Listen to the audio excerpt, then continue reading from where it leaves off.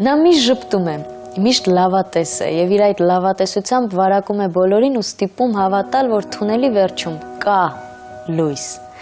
Իմ հյուրն է այսօր, ուղղակի, պարզապես, Արմուշը։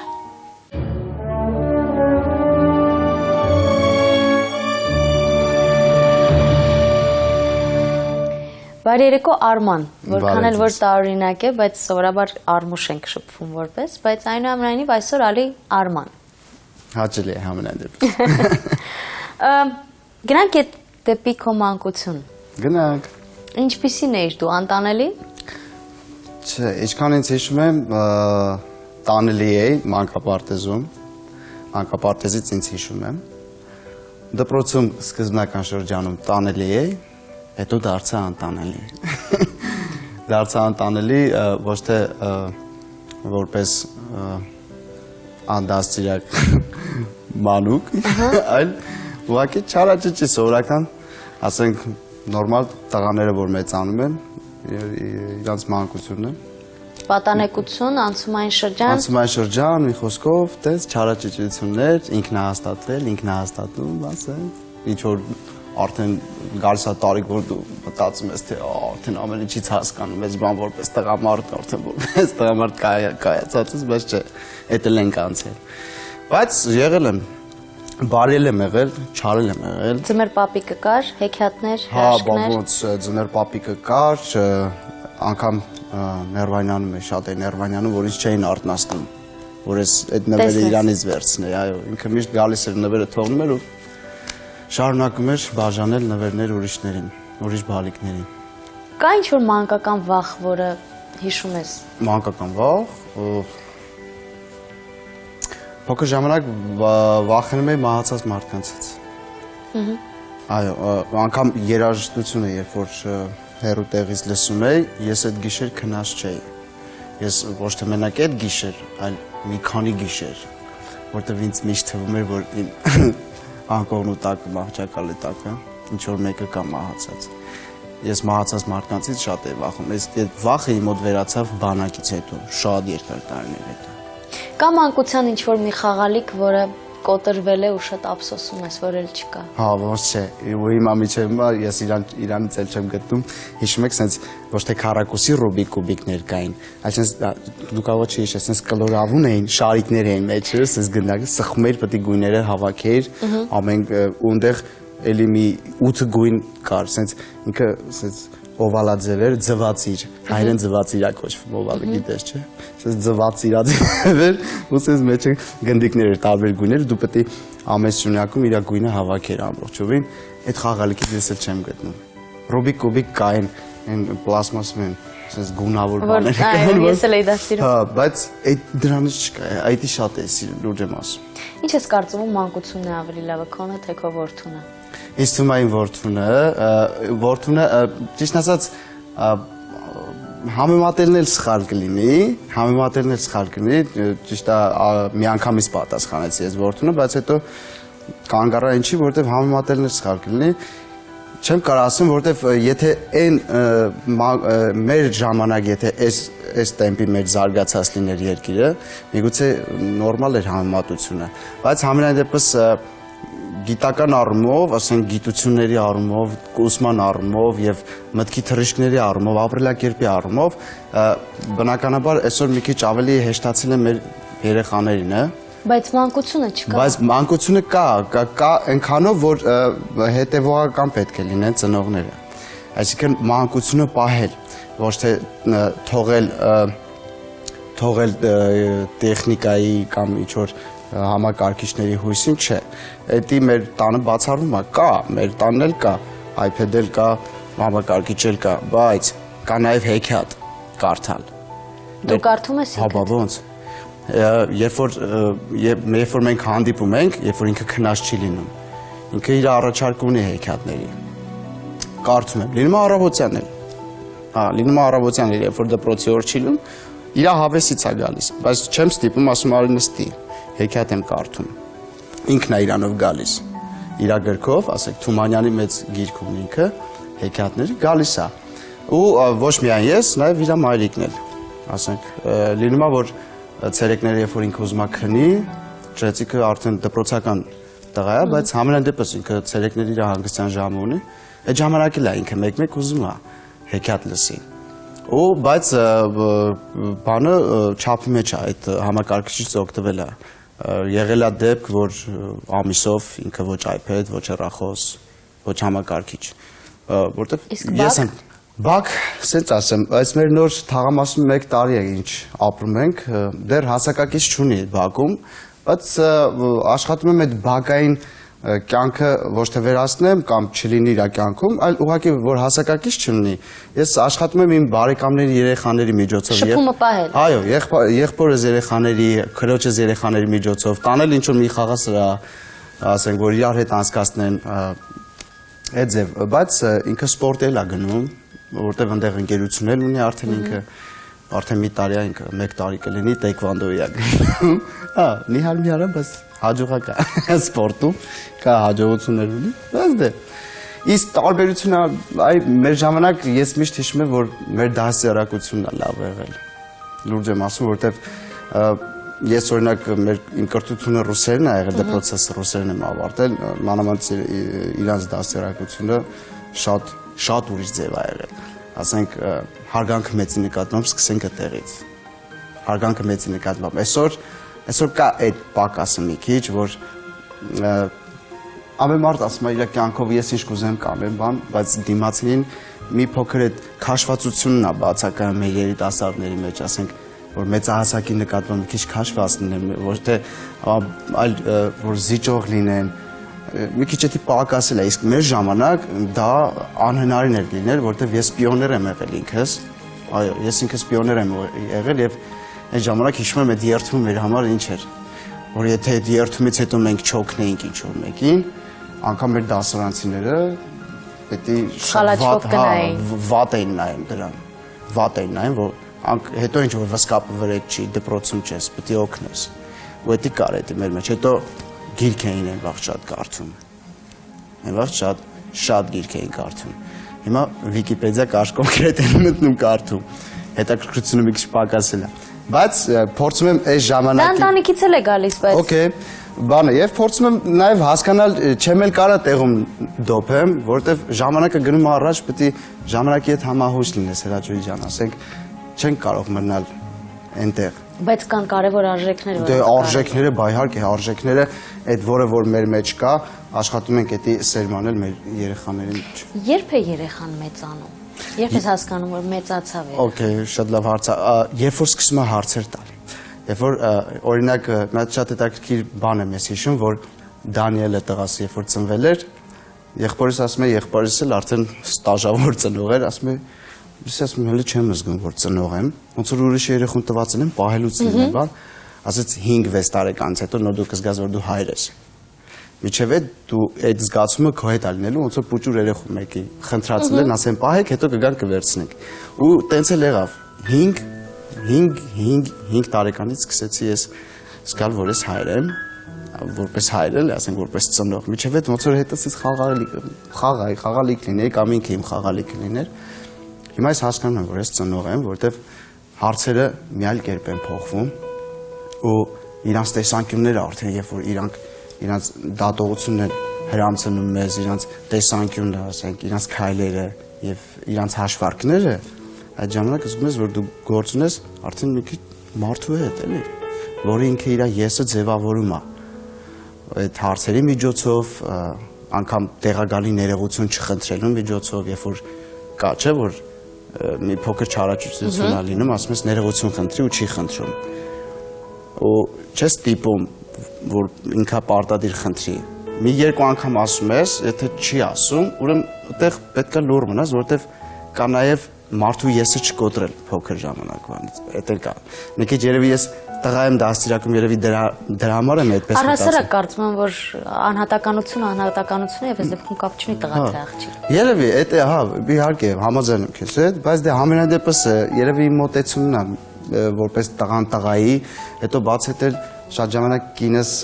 նեղվում է, որ շատ մեծ ավար եմ իր հետ շփվում։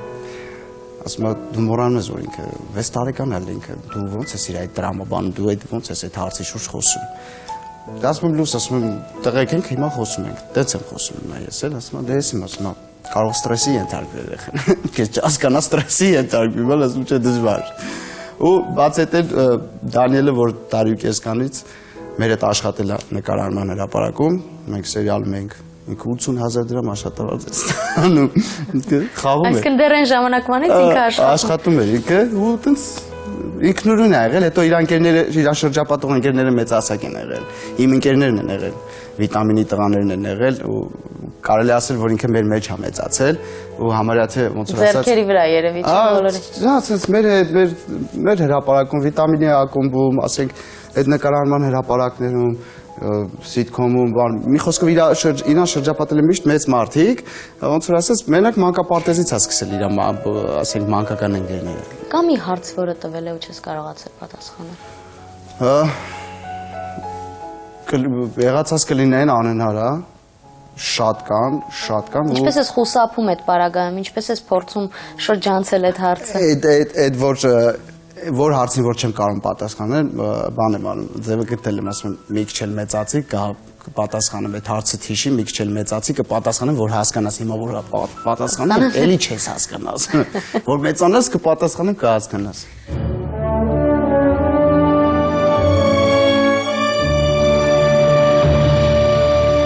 Ես ինքս երբ պատրաստվում էի հարցազրույցին, չգիտեի, որ դու ծառայել ես Ղարաբաղում։ Այո։ Եվ քո բանակ գնալուց 6 ամիս հետո նոր կնքվել է խաղաղության պայմանագիրը։ Շատ բան ես տեսել։ Որ հիշում եք, որ ասեցի բանակից հետո էլ մահացած մարդուց չէի վախենում։ Տեսել եմ ու փառք Աստծո, որ գնացի ճիշտ է փառք մեր զոհված ազատամարտիկներին, բայց փառք Աստծո նաև, որ ես գնացի ու 6 ամիս հետո այդ պայմանագիրը կնքվեց։ Տեսանք լավն էլ, տեսանք վատն էլ տեսանք, բայց համենայն դեպս մենք որ զորացրվեցինք, բնականաբար լավը մնաց մեր մեջ։ Վատը, որովհետև չենք ուզում միշտ հիշենք, վատը առանց այդ այնքան շատ է, շատը չենք ուզում էլ, ուզում ենք ավելի թեթևացնենք։ Օրինակ ինչքան մարդիկ ժամանակին, չես, այս բան կար, որ ասում են գյումրեցին երկրաշարժի մյուս օր արդեն անեկդոտ է պատմել։ Դա նշանակում է, որ մարդիկ թեթև են տարել, ոչ թե իրանց հոգու մեջ այդ ծանրությունը, բայց եթե ծանրությունը ամեն մեկը իրանց sense խեղդի, ինքը ստրեսի կենթարկվի։ Բայց պետք է շարունակել ապրել, շարունակենք, որտեղ ինչքան գիտակից մարդ ես դառնում, մեկ ասա, որ մեկ բան ես չէ լինում, ասում ես ու խիեմ ես քան մեծացել, որ այսքան հասկանում եմ։ Դժվարանում է, ինչքան հասկանում ես, այնքան դժվարանում է։ Հիմա մենք պետք է աշխատենք թեթևացնենք։ Մի խոսքով, իմ պարկս տենց Լեռնային Ղարաբաղի Հանրապետությունն է տվել հայրենիքից։ Հետ եկար ու Ղարաբաղից հետո այնուամենայնիվ ծառայությունից հետո։ Հա, հետ եկա 2 տարի ոչ մի բան, կարոտ էի առնում քաղաքից, որից հետո մի հրաշք դերասանուհի կա, Սոֆին Սարգսյան, քրոջ սաղճիկները թատրոնական խմբակ էին այցելում, Հայորդաստանը Մալացիայի, Սանթրոսյան արևիկներ գլխավորում, գնում էի նայում էի ինչ էին անում, թատրոնական խմբակ երեխաներ, ես էլ արդեն 22 տարեկան, ուղղակի հետաքրքիր էր իմ քրոջս երեխաները ուր էին գնում։ Գնացի, տես նայում էի, Սոֆին էլ էր այնտեղ, նոր տարվա ինչ-որ հեքիաթ էին բեմադրում, նոր տարվա հեքիաթ էին բեմադրում, տոնական հեքիաթ էին բեմադրում, գայլի դեր չկար, գայլը կար, կերպարը բան, դերակատար չկար, Սոֆին ֆրած ես տեսա, բայց ես այնտեղ սպասում եմ երեխաները, որ վերցնեմ տանք, ասես տղա ջան, գայլ կխաղաս մի անգամից, ասի, հա, որ ասի, մեկը քրոջս երեխան ցած, վայ ասես Տիկի Սարգսյան, ճիշտ է, քերիս ասես կարա խաղա գալ, ասի, բայց փորձ չունեմ, բան չունեմ, ոչ մի բան չունեմ, ասես լավ մի հատ փորձենք, ասի լավ եկեք փորձենք, տեքստ տվեց, ու հենց տեքստը հələ չսկսած, սկսեցի ոռնալ նման, բայ ասես տղա ջան, ասես ոչ չես կարող։ Սա կոդերն է, հա։ Ասես մի րոպե, ասես վաղիճ ես, ան, ասի ճիշտ ասած ոչ մի բան, ասես մի հատ մենք հանդիպենք իրար, դες չոքեն։ Դենց հանդիպեցինք ինքից տարավ Հայֆիլմ կինոստուդիա, բայց ես որ բանակից եկել էի, իմ երազանքներ մնջախաղ ընդունվել։ Մնջախաղ։ Հա, մնջախաղ։ ես թատերականի մնջախաղն եմ ուզում ընդունվել, ես որ բանակից եկա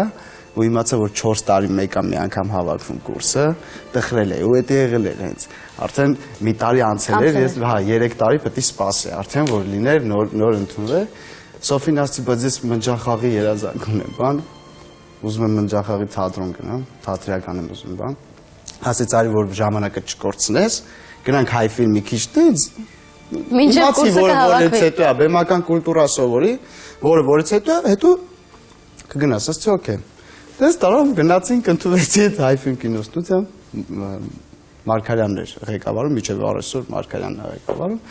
Եվ այդ ընթացքում, երբ որ մի տարի անցավ, արդեն քրոջս աղջիկը թատերական ինստիտուտ էր տալիս, դες թատերական շատ է ավելի շատ լինում, քան թե հայ ֆիլմը։ Դες քննությունների միջոցով բան, դες շփումը, ընկերությունը մեծացավ, բան, շփումը կար արդեն։ Մի տարի սովորեցի, որից հետո արդեն սկսվեց մեր կավենի կյանքը։ Այդտեղ հանդիպեցի Վահագին, Գրիգորյան Վահագին։ Որոշեցինք ստեղծել կավենի թիմ ու հավաքվեցինք ու գնացինք կավենի կյանքով, հետո Արմինի ստուդիա, ձայնագրման ստուդիա։ Մի խոսքով կոպիտ ասած մտանք շոու բիզնես, ասպարեզ։ Այնուամենայնիվ ասում են, որ կրկեսում ամենատխուր մարդը հենց ինքը ծաղրացուն է։ Կա տենց բան, իրոք գալիս է մի բան, որ իրոք ինքդ քեզ բռնացնում ես այդ բանը։ Մարդիկ մի բան են սպասում քեզանից, բայց գալիս է մի բան, որ դու նրանց սպասած այլևս չես ուզում տալ։ Լինում է, տենց բաներ լինում է, որ մեկ-մեկ ես ինքս եմ էլ ինձ ասում եմ, լավ ասում եմ, այդքան ժողովուրդներին ուրախացնում եմ բանը։ Ասում եմ, բխեմ տնեցիք իմ թանքի ինչ ուրախացրել ես, կամ ինքս ինձ ուրախացրել։ Կա տենց մի հատ խանդի տեսարան, նախանձի տեսարան է կա, ինքդ քո մեջ վիճելու տեսարան է կա, ասենք հասկանում ես, կա այդ վիճակը, ասում եմ, բան լավ, ասում եմ, եթե այնտեղ կարում եմ տենց ուրախ լինեմ, ինչի չեմ կյանքում տենց ուրախ, բայց ես ասեմ, որ այդքան տխուր մարդ էլ չեմ, ես, ասենք, միշտ աշխատում եմ ինձ տենց ուրախ պահել, ոչ թե ջրիկություն կամ բան, այլ չէ, ուրախ լինել, թեթև։ Առասարակ ժպիտը ժպիտ է բերում, հա, թեթև, այս է, հրաչվի ջան, ոսկի տեսել։ Հիասթափություն բառը օգտագործեցիր, դու կարծում ես, որ դու հաճախ ես հիասթափեցնում քեզ շրջապատող մարդկանց, քո քայլերով։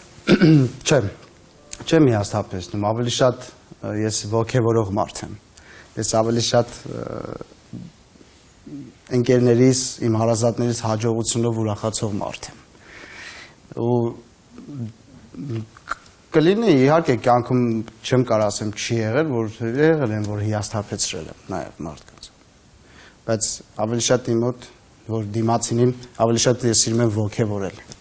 ոչ թե հիասթափեցնել։ Ում ես ամենից շատ հիասթափեցրել, ու չես հասցրել ուղղել,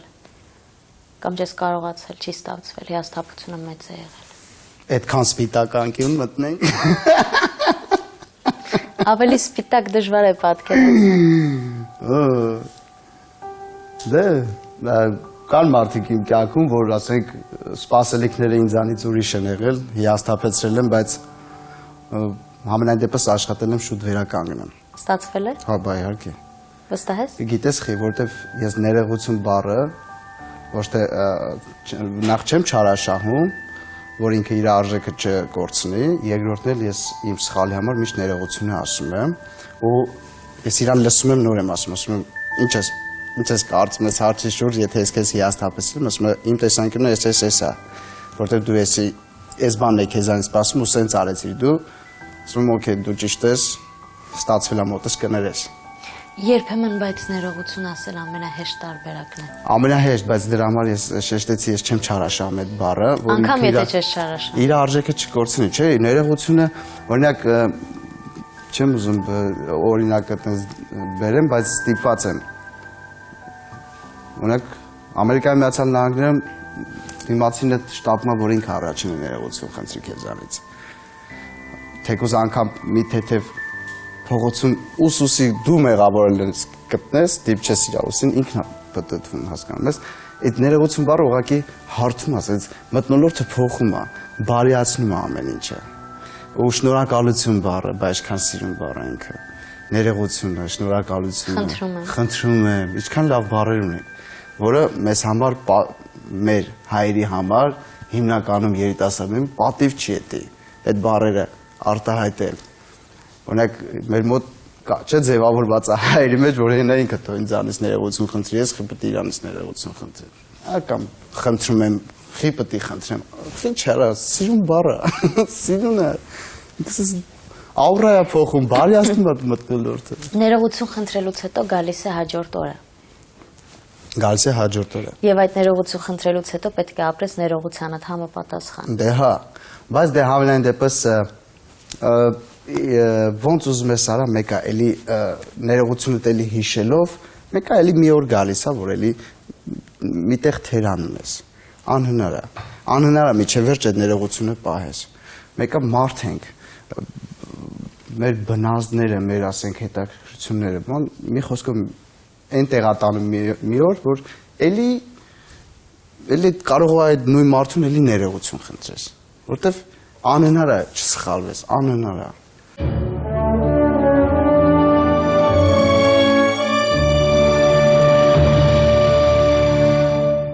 Ինչ ես կարծում, կնոջդ հեշտ է քեզ դիմանալը։ Կնոջս չէ։ Անկեղծ եմ ասում, ինքը ես ինձ իմանալով, ես ինքս բարդ մարդ եմ, բարդ ընտանիքում, այսինքն ափսոս կինս մի քիչ լավ չէր, թե չէ հետս կգար, բայց իրականում շատ դժվար է, որովհետև դրսի մարդ է մեկ, ոչ թե ընտանիք չսիրող եմ, այլ չէ, ուղղակի էդ եմ ես, դրսի մարդ եմ ու շրջապատի մարդ եմ ու ճիշտ է, ես էլի ժամանակ հատկացնում եմ իմ ընտանիքին, ասեմ, որ պատաճանանչ տղայիս ամեն օր տանում եմ դպրոց ու ես էլ բերում եմ, չեմ թողում իմ կինը տանի, բերի, զբաղվում եմ ինչ-ինչ նաև, բայց համենայն դեպս մեծ ժամանակ անցնում է դրսում, որը իր համար ցավալ է։ Այո, որովհետև ինչ ես անում նրա համար։ Նրա համար ես, ասենց ասեմ, ավելի ամսվա մեջ, ոնց որ ասած, ոչ թե գրաֆիկ, այլ տենց է ստացվում։ Հիմա իմ մոտ տենց է ստացվում, որ ամսվա մեջ կարող է մի 5-6 7 անգամ լինի ինչ որ մենք իրար հետ տեղ դուրս գանք կամ ընկերներով, ընտանիքներով հավաքվենք։ Էդ է, բայց որ ամեն օր մենք միասին ենք, սուտ չեմ խոսա ես։ Այդպես չի։ Ես կարող է մի օր ամբողջ օրը տուն է լինեմ մինչև երեկոյան 6-ը ու 6-ին գնամ, ես կես գիշերին 3-ին գամ։ Կարող է առավոտվանից ելնեմ 12-ին գիշերը գամ։ Չգիտեմ ոնց է ընթանում, բայց ինքը իմացել է։ Չես կարոտում։ Ինչպես։ Տղայիդ չես Ոնց չեմ կարոտում։ Ոնց չեմ կարոտում։ Միջև ամուսնանալը ինքը տեսել է իմ կյանքը, ինքը ինձ ճանաչել է։ Ու լավ է նա, որ ինչով եմ հանգիստ, որ ես ամուսնանալուց առաջ միջև ամուսնությունը ասցի լույս ասցի, դու տեն ես էլ իմ կյանք ասցի, դրսի մարդ եմ ասցի, լուրջ եմ ասում, պետք է լավ մտածես, ասցի, որտեվ ես է իմ կյանքը, դե հիմա ես որ ես բանակից եկա, մի հաշված մի շատ քիչ տարիներ հետո, ես արդեն մնացի մենակ, որտեվ ընտանիքս մեկնեց Միացյալ Նահանգներ, արդեն երկար տարիներ, ես մենակ եմ ապրել, երկար տարիներ, մենակ։ Ինքդ քո գլխի տերը։ Ես եմ եղել ամեն ինչը։ Ու ոնց որ ասած, ինչքան էլ իմ մեջից հանում եմ, ինչքան էլ իմ մեջից ուզում եմ դա հանեմ, մեկը մնում է այդի։ Մենակ ապրել է երկար ժամանակ, դա մնում է։ Արդեն մի քիչ էգոիզմ էլ ավելացնում։ Էգոիզմը դել է շատանում, ասենք։ Բայց ճիշտ է, ընտանիքի հանդեպ ճիշտ է, կարող է էլի ունենաս էգոիզմ, բայց այն չէ այն ինչ որ դու ունեցել ես մի քանի տարիներ առաջ։ Բայց իդեպ ասեմ, որ լիքը բաներ այդ ամուսնության ժամանակահատվածում իր ներվերի շնորհիվ ու իր ուժի շնորհիվ կոտոշներիցս ահագին լիքը բաներ մաշվել է։ Ափսոսանք տեսել ես նրա աչքերի մեջ երբևէ։ Կնոջս, հա, բա որ զայրացրել եմ, բա իհարկե, ափսոսանք տեսեմ, բայց մյուս օր ինքը արթնացել է, էլի վախ ինչ լավ է, որ մենք իրար հետ ենք։ Ինչ ես անում, որ սերը պահպանես։ Դու։ Ես։ Նրա սերը։ Ես իմ աշխատում եմ ամեն ինչ անեմ, ամեն ինչ հասցնեմ, բայց որ ես չեմ կարա այդ արտիպացը, աշխատում եմ ամեն ինչ անեմ, որ իր սերը պահպանեմ, կամ իր համար ամեն ինչ անեմ, որովհետև ես էլ եմ իրան շատ սիրում, ինքը լավ գիտի, ինքն էլ շատ սիրում է իրան։ Ուղղակի դե իմ ընտանիք է, կարող եմ յորս ինձ մի օրն բայց չեմ կարող ասեմ կոնկրետ ինչ եմ անում։ Դա երևի զգայարանների հետ կապված։ Երբեմն մտածել ես թե ինչի համար է քեզ հետ ամուսնացել, ինչի է քեզ ընտրել հենց։ Հարցրել եմ իրան։ Հարցրել եմ, ասի ո՞նց է, դեսմորի, իդեպ ասեմ ինքը բանն է։ Մեր շատ մտերիմ մեր քույրիկ լուսահոգի Վարդուհի Վարդանյանի ամուսնու քույրիկն է։ Դες մի քանի անգամ դե ես այդ ժամանակ օպերակում եմ աշխատում որպես շոումեն, ես ու Վագը, Վարդուհին էլ էր այդտեղ աշխատում որպես շոումեն, ես ու Վագը, Վարդուհի երգչուհի։ Հիմա գիշերները մաֆիա էր տեղի ունենում, ինքն էլ գալիս էր Վարդուհի հետ գիշերները խաղալ, դե մեկ է խաղում էինք։ Դից հետո ես մի քիչ ավելի այդ ժամանակ, երբ որ մենակ էի ապրում, մի քիչ ավելի կարելի ասել ջրիկ մարդ էի շատ։ Շատ, որտեղ սիրում է ուրախանալ։ Սիրում է ուրախություն ուրախացնել կամ ուրախանալ, չէ սիրում տխուր դեմքեր, ինչքան էլ հոգնած լինեի, իմ էներգիան չէր սպառվում։ Չէր սպառվում։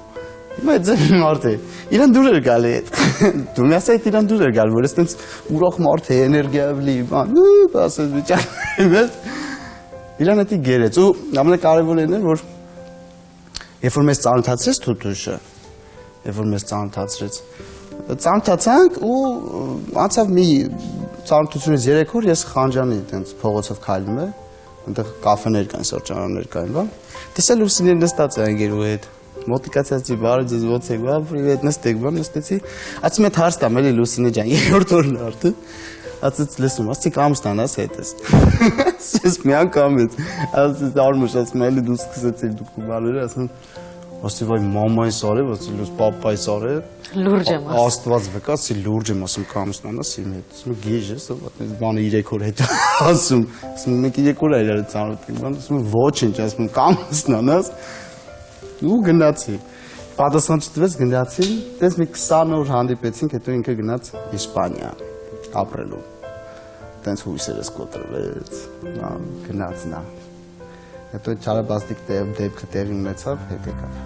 եկավ ամուսնացավ մի անգամից։ Աստան ստացվեց ես Վարդուհին միացրեց ես, վայհարկե անպայման։ Մենք իրա միշտ կարոտում ենք միշտ, շատ ենք կարոտում։ Իրա պակասը շատ ենք զգում մեր ընտանիքներում։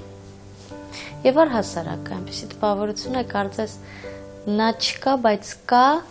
եւ միևնույն ժամանակ էլ ինչ որ մի շատ անուշ մի բան է պակասել։ Այդ բարությունը, որի մասին խոսում ենք, նա կարծես հենց այդ բարության հրեշտակն էլ լիներ ամեն օր։ Հա։ Իրոք որտեվ ես իր այդ մի քանի համերներ տենց գնացել եմ, շրջագայել եմ տենց ճիշտ է Հայաստանում, մարզերում, բան, ու տեսել եմ, էլ ասենք մնացածի շփումը իրար հետ ու ասենք Վարդուհին թե ոնց է ինքը այդ մթնոլորտը փոխում, որ մարդիկ պետք է նորմալ շփվեն իրար հետ, որտեվ մի ժամանակ ձևավորված բան կար, չէ՞, այս շոու բիզնեսի մեջ, որ իրար ուտում էին, բայց Վարդուհու մոտ չէին կարում իրար ուտեն, որտեվ ինքը մթնոլորտը չէր կարա տես թողեր, ու դից էլի, ու միջև հիմա չի թողում, տեսնեմ, ու միջև հիմա չի թողում, միջև հիմա պահում է, ու կստացի կներես ասեմ, որ իմ տղան չի տեսել, բայց ինքը շատ սիրում է իրան, որտեվ մեր տունը միշտ ինքը փոքր ժամանակվանից Թութուշ բառը եղել է ու նկար է եղել է, ու ինքը միշտ գիտի, որ Թութուշը իր մամա-պապայի մեծ ընկերն է, որը մեզ ծանոթացրել է։ Մենք երկար դեռ կարողանանք ինձ թվում է խոսել, բայց ժամանակը եկավ, որ ես արդեն տամ քեզ իմ 10 բլից հարցեր։ Շատ լավ նորություն ասեմ։ Ասա։ Օգոստոսին երկրորդ բալիկն եք սպասում։ Ես կարծում եմ, որ սա լավագույն նորություններ եւ նման առաջին նորություններ մեզ մոտ այստեղ։ Արդեն գիտեք աղջիկը, չէ՞։ Իսկ մտածել ես ինչ կուզեիր։ Ես երեխա եմ ուզում, ես հոտն եմ կարոտել, այդ նորածնի հոտն եմ։ Ես շնորհավորում եմ քեզ եւ շնորհավորում եմ Լուսինեին։ Կարծում բոլորին։ Առողջ բալիկ լինի, ամենակարևորը։ Իրադարձություն, որը հիմնովին փոխեց կյանքդ։ Իհարկե, Դանիելը, Լուսինեն, իրադարձությունները, Լուսինեն ու Դանիելը։ Քո կյանքի կարգախոսը։ Լինել մարդ։ Եթե հնարավորություն ունենայիր ապագայիդ մասին որևէ բան իմանալ, ինչը կլիներ դա։